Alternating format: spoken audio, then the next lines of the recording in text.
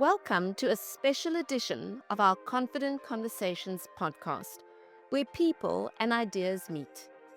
In this episode, you will hear from Sanlam thought leaders presenting unique insights on the financial industry, and we'll introduce you to our people, partners, and purpose. Let's get started. Welcome to a special edition of our Confident Conversations podcast. I'm your host, Samantha Page. We are just days away from the B20 and G20 summits, and we're taking time to reflect on South Africa's presidency, on Sanlam and Sanlam Alliance's sponsorship, and some of the highlights and recommendations. We are joined in the studio today by Group Executive of Corporate Affairs and Sustainability, Shadi Chauke. Always delighted to talk to you, Shadi. Sanlam was really well represented at the B20 summit this year. Really a banner year for Sanlam. Top employer, but also top in everything that has been happening around the G20. We know that Group CEO Paul Hanratty was the chair of the B20 task force for employment and education, and you were the deputy chair. But there were so many other Sanlammers who were there to champion not just Sanlam, but Africa as well. So thank you for joining us. Thank you for having me. So we're going to dive right in, and we're going to talk first off about Sanlam and Sanlam Alliance's sponsorship. It was a really unique and privileged moment for Sanlam to be headline sponsor of the B20 and to fly the flag for Africa in such a significant way. What stands out for you, Shadi, in that partnership? So, as you've just said, we partnered through Sanlam Alliance in the sponsorship of the B20. And the reason why we did that is Sanlam Alliance is our joint venture that is in operation in 26 countries on the African continent. And it's actually the leading non-banking financial services group on the continent. So ours was to make sure that we are part of this very important discourse, because as you heard from our president, while South Africa being the only, African country that is a part of the G20 countries, while we were the ones who were hosting this year's G20 wasn't just for South Africa, it was for the whole continent. So it was very important for us as Sanlam Alliance, as well as the Sanlam Group, to participate and essentially really elevate the voice of the 92 million lives that we touch. And make sure that Africa's voice is represented in these policy discussions. What a proud moment for Sanlam and South Africa, but also the continent of Africa. We often have to remind people that Africa is not a country, it's a continent. And so there are multiple voices that need to be elevated. There were many, as I said, members of Sanlam, stakeholders that were on the task forces. You mentioned the joint venture. It was really, I think, a testament to one of Sanlam's leadership principles, that to achieve success, we have to win together. For sure. Talk to us a little bit about that principle and how that has been threaded through all of this work that has been done. So what was really good was Sanlam was participating in most of the task forces. And at a leadership level, it wasn't just Paul Hanratty and myself in the leadership of the B20 Employment and Education Task Force. We also had Delphine Traore, who is the Sanlam Alliance General Insurance Executive, and she served as a co-chair in the Industrial Transformation and Innovation Task Force. Sanlam's leadership was well represented in these task forces, and we had other Sanlam managers and staff who are participating in the different task forces. Again, just to show how much we value elevating the voice of the people that that represent the communities that we operate in. And you mentioned the 92 million lives that you touch. So we know that Sanlam's purpose and their mission is to empower generations to be financially secure and independent.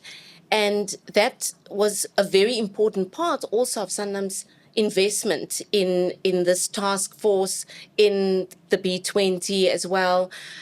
Talk to us a little bit about how those two things are linked. The overall mission of Sanlam, but then also this opportunity to speak to the continent. We wanted to make sure that it is actually communicated that this wasn't just a signing of a check, that this wasn't just a sponsorship just for brand recognition. We're representing quite a large number of people that we employ, over 120,000 of them, who themselves are community members, who themselves are community leaders. So for us, it's about not just signing a check, but it's also about demonstrating, living our purpose statement. And also just pride, I think, for Sanlam staff as well, to be associated with a company that is so invested in our continent. So that's a really proud moment. Very much so. I mean, we want our staff members to actually see what it's like to see their own company living the very purpose that we say that they must live, which is to empower generations. So yes, for us, it was important for our staff members to see that. And we want them to carry that spirit of living our purpose forward. And I think it embodies, we often say at Sanlam, winning as one. So this was a real demonstration of that. Very much so. Paul Henratty, the group CEO, was named as the chair of the B20 Task Force for Employment and Education, and you were named as deputy chair, which I think is a remarkable leadership moment.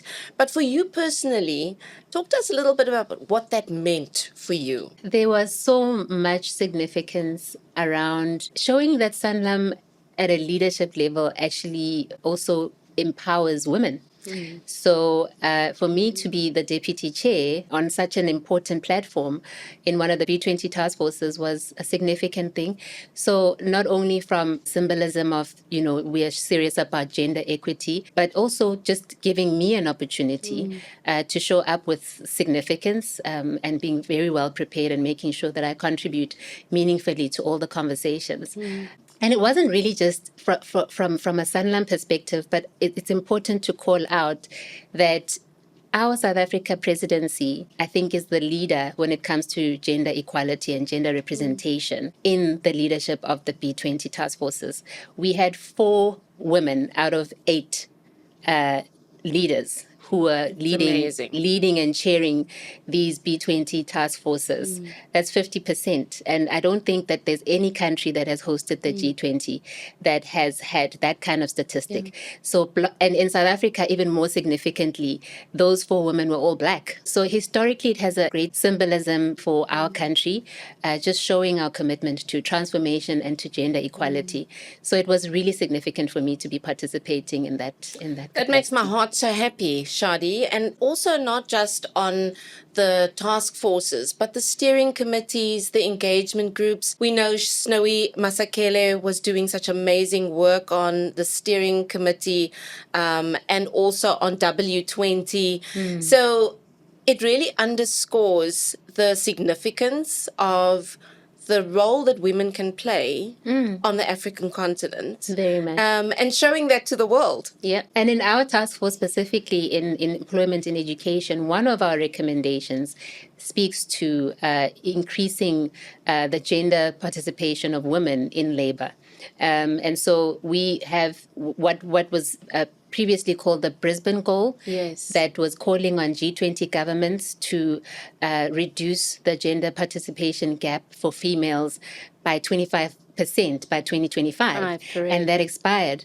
And now it's 2025 and it's our turn to host, and we are advancing the extension of that goal. And we are saying that we need to reduce this participation gap by 30% by 2030. Yeah. So we really are calling for gender equality and for women participation and reducing barriers for women to enter the labor force. And I think also it ties back into Sanlam's bigger purpose around the democratization of wealth, financial inclusion. Very much. Yeah. And I think on the African continent in particular, where economic security is tied so closely to gender issues. And I think, we talk a lot about the work around SMMEs, which I know is a really important point for Sanlam and for the broader Sanlam Alliance as well. There was a lot of talk about SMMEs at the B20 task forces across the board. Yeah. Talk to us a little bit about that investment in SMMEs and how Sanlam and Sanlam Alliance is supporting that. So, I mean, as a South African group, Sanlam Group reported in 2024 that we spent 4.7 billion rand in our procurement from remarkable. SMMEs. And that's how much we value SMMEs. I mean, they are the engine of growth, job creation levers. And in a country like ours with such a high unemployment rate, we recognize that entrepreneurship is key. And so we brought that into our task force conversations as the leadership in the B20 Employment and Education Task Force.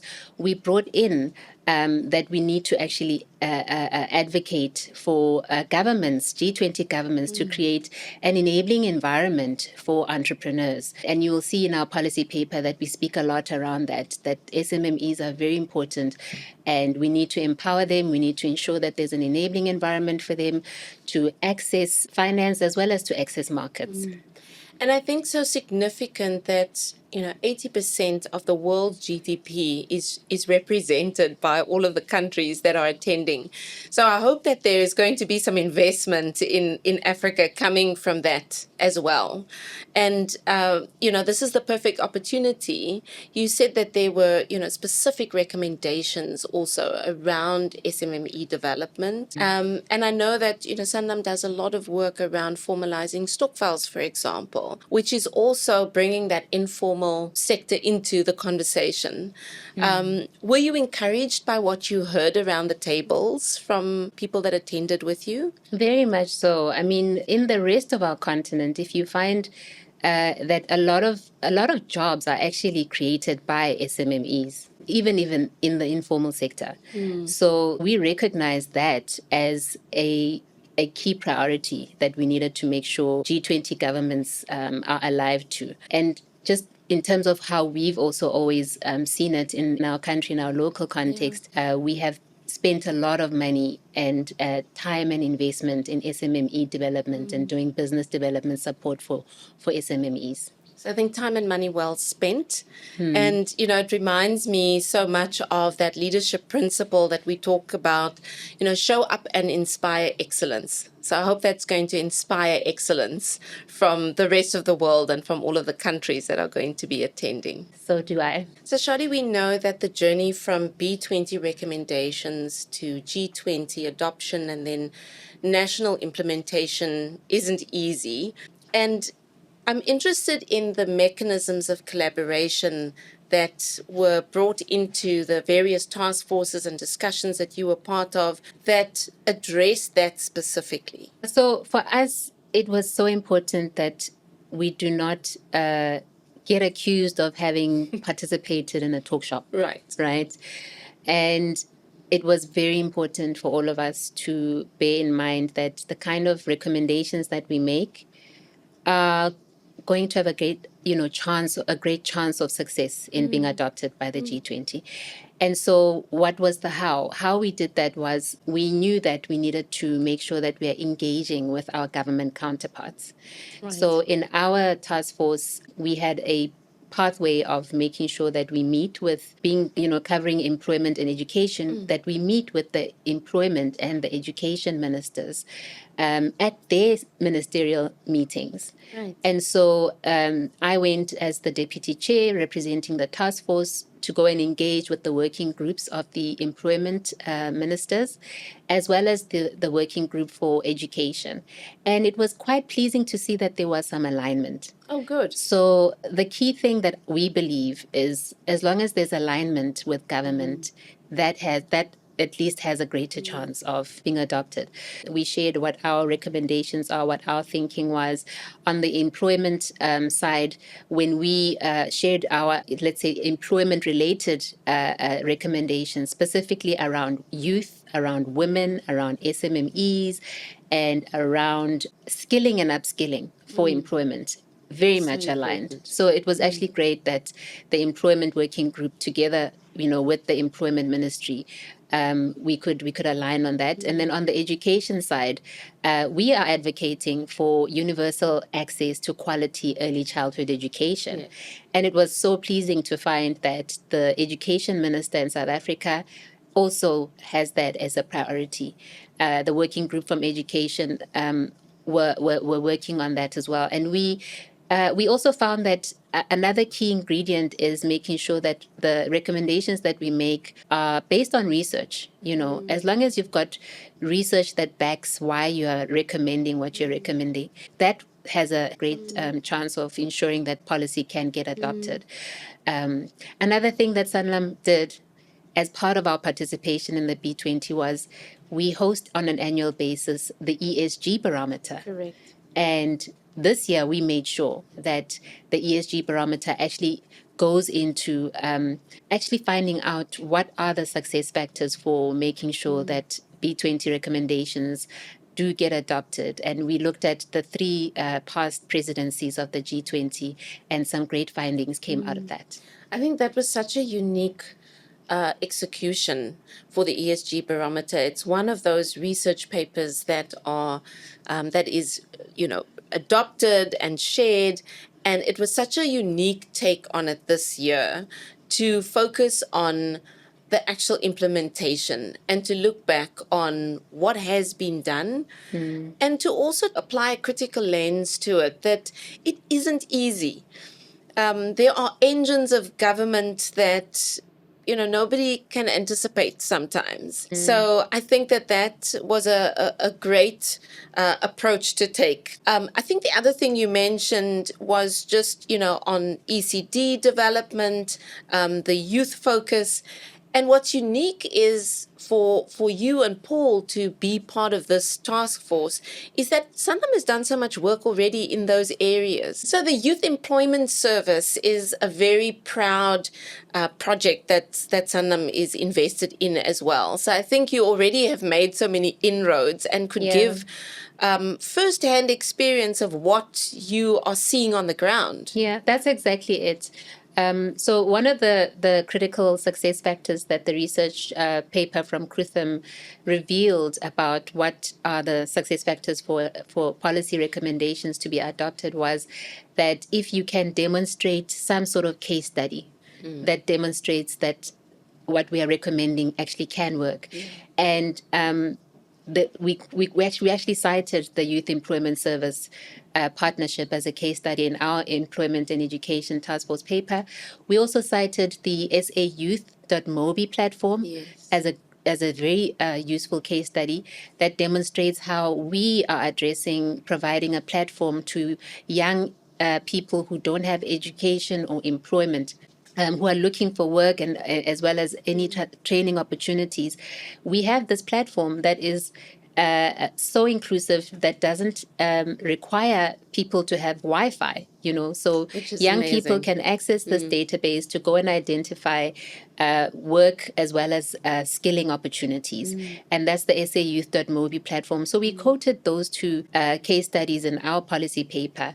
And so it's so important to make sure that you've got case studies that back up what you're recommending, and you can show that this has worked in our local context, and therefore can the G20 countries look to this as an example of something that can work to address this issue of youth unemployment at a global scale. And I think certainly on the African continent, to your point, just removing barriers, because so often people want the opportunities, but they don't have Wi-Fi, they don't have data, they don't have transportation, for example, to get where they need to go. And so a big part of it is removing those barriers as well. I want to go back just to the critical success factors, because I don't know that everybody knows what that is or why that is. And as my understanding, that there are 10 critical success factors that the recommendations have to be able to meet. Tell us a little bit more about that and why. So the one was about making sure that you have alignment with government. So it's important to have a conversation and share with government what your thinking is, and make sure that there's alignment.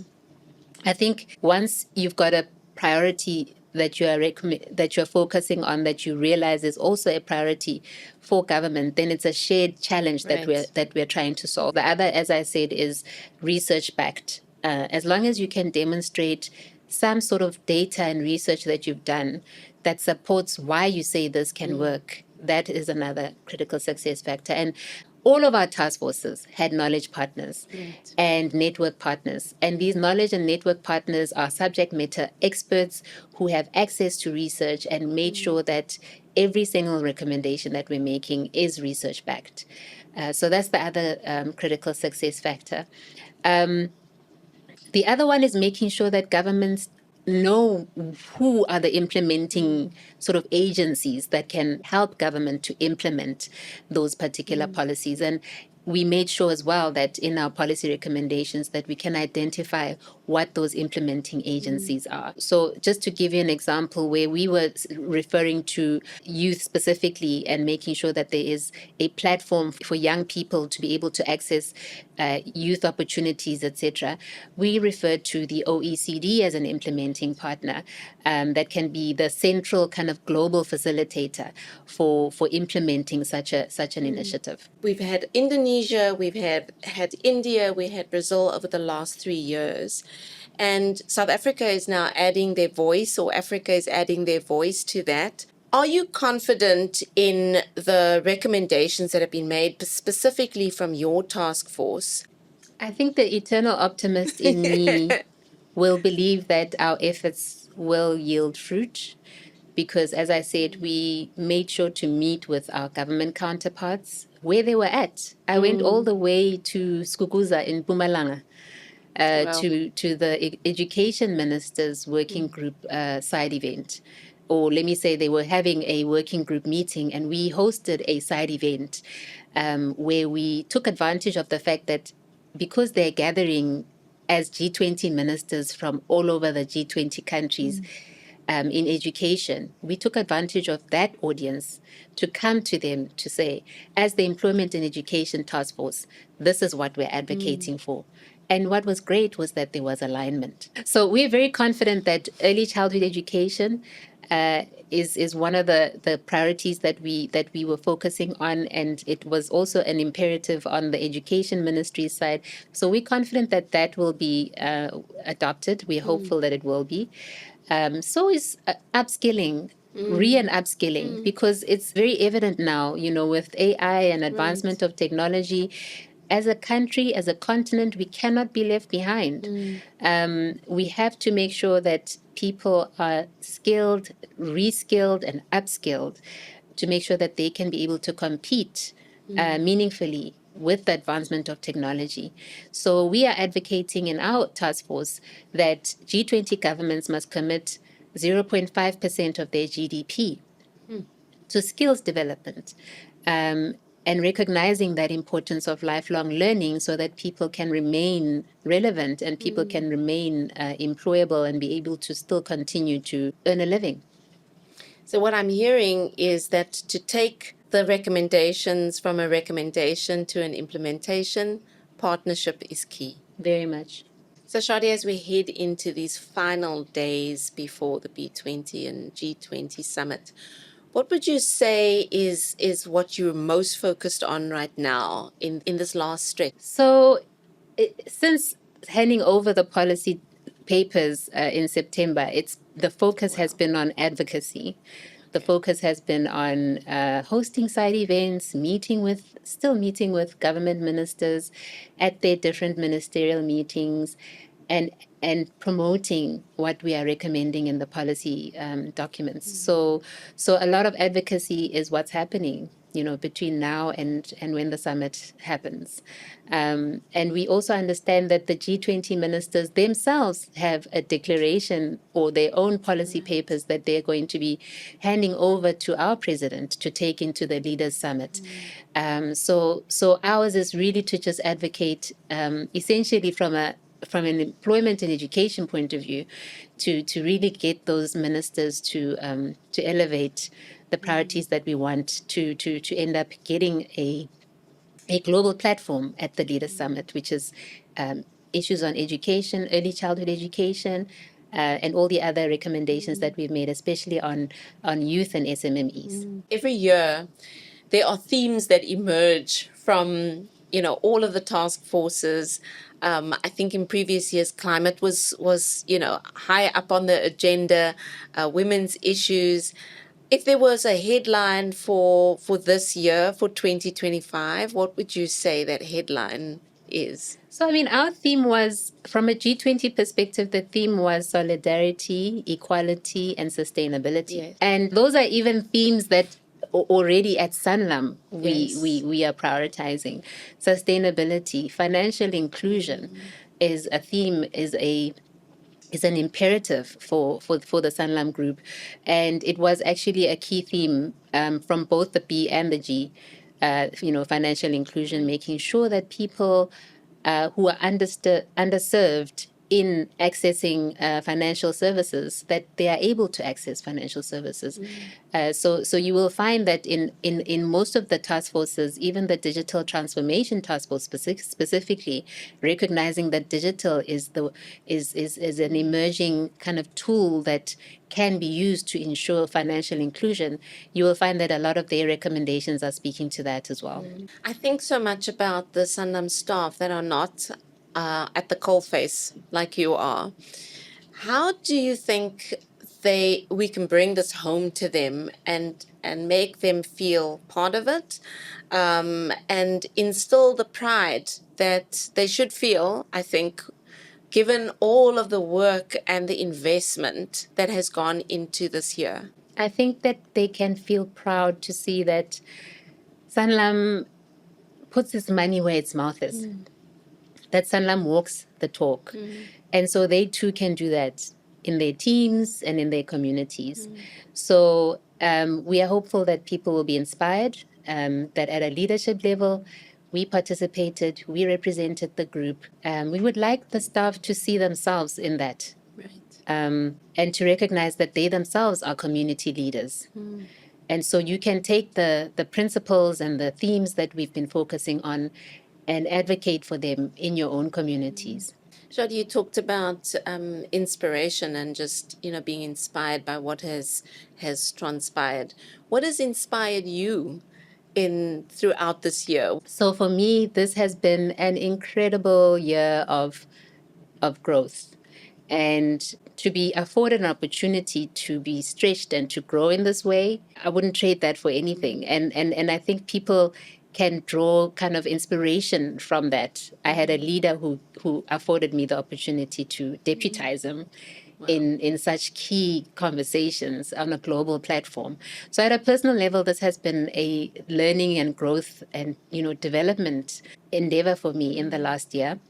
And it's been really an honor to be a part of a global platform and to represent our country, to represent the African voice, to represent young Black females in the room. For me, it's been a real honor and a privilege to have been able to be a part of that. Well, I hope the staff are going to be as inspired. You know that we always like to have confidence, have the last word at our podcast. And I'm not going to ask you what your confidence word is. I will say that I'm confident that Sanlam is really well represented, representing our continent and our country.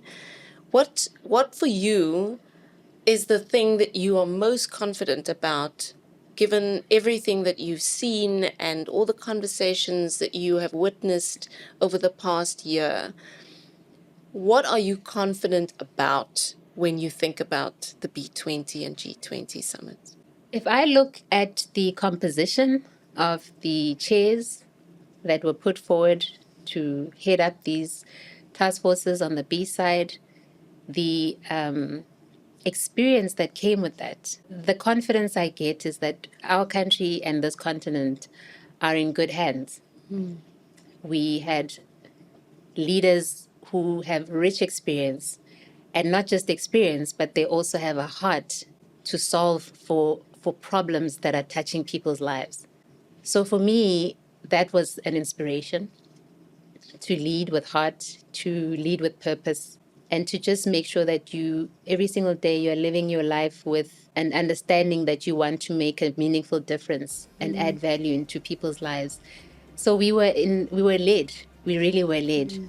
And I'm so grateful that we were able to showcase that to the rest of the globe. Thank you, Shadi, for joining us today and for a very confident conversation. Thank you, Sam. Thank you for listening to this special edition of Confident Conversations. So email us your thoughts at groupcoms@sanlam.co.za. Catch all our episodes on Spotify, Iono, or wherever you listen to your podcasts. Until next time.